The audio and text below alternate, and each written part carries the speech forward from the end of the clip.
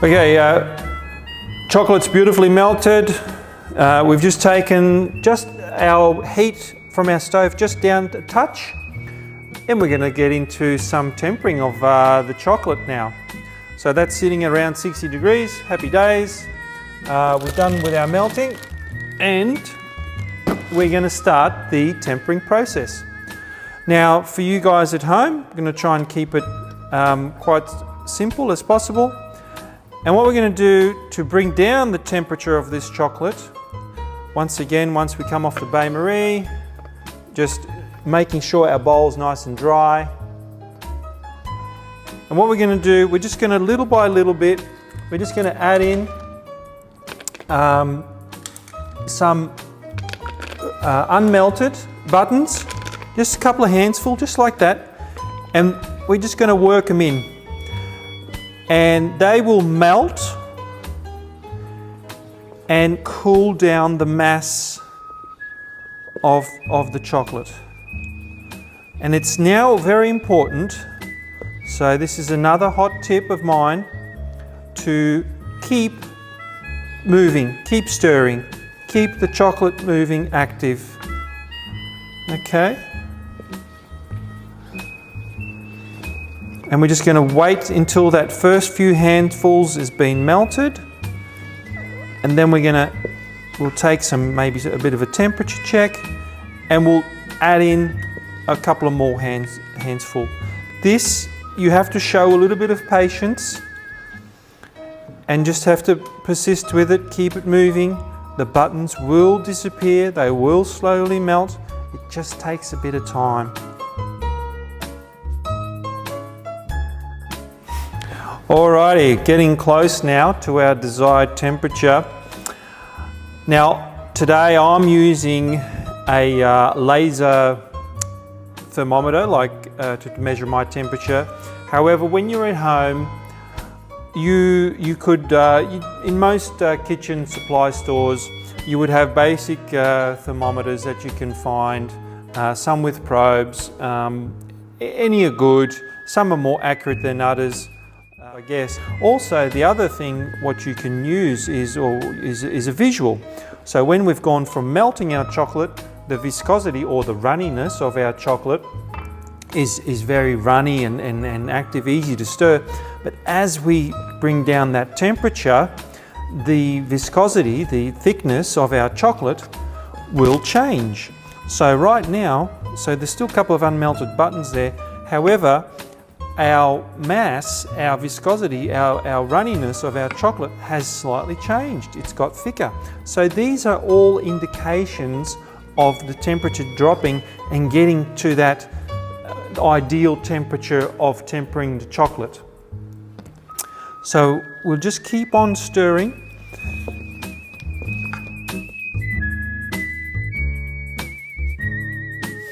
All right, so now we're at a point where we can, our chocolate's down to 28.5, and we're ready to take a sample of our tempered chocolate just to make sure it's okay. Now at this point, I just want to talk a little bit about our ambient temperature. Ambient temperature means the temperature around us. Right now, this ambient temperature here is 22, which is just ideal. We can go as low as, say, maybe 20 and as high as maybe 24. Once we start going out of those realms, out of those temperatures, if we go to 25, your chocolate's not going to be setting as quickly. It's not going to, cooperate quite as well. If we go down a little below 20 or like 19, then your chocolate's going to set real quick, and it's going to be hard to work with. You're just going to be trying to do something, and it's just not going to happen. So ambient temperature is important. Now, we're going to take a little sample before you're actually going to be using it in some molds, so we just don't waste that chocolate. So the way we do that, we just take our palette knife and we're just going to put some on, just like that. Bit of chocolate, and our bench is nice and cool as well. And then we're just going to sit it on the bench like that, and we're going to give that, that should show some signs of setting within 3 to 5 minutes.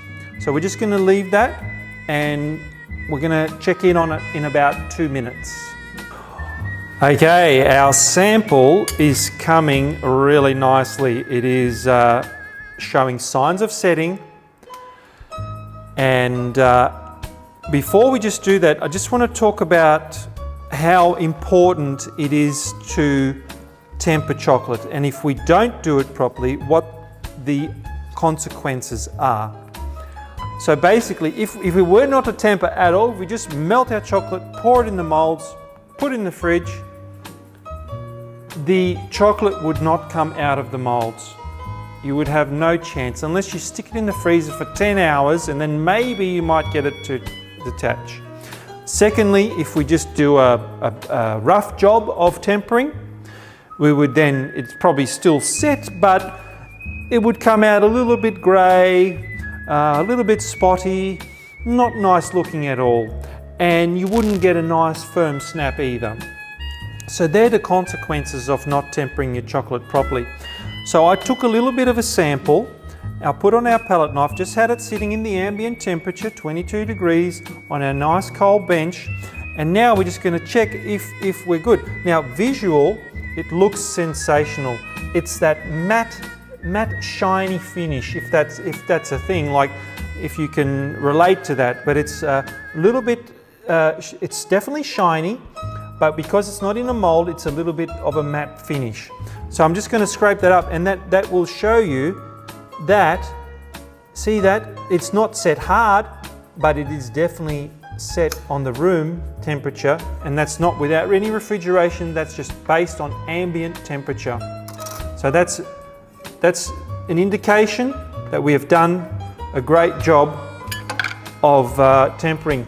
And at this point, what I like to do as well is I just like to do a little taste test, which is beautiful, you know. Very good.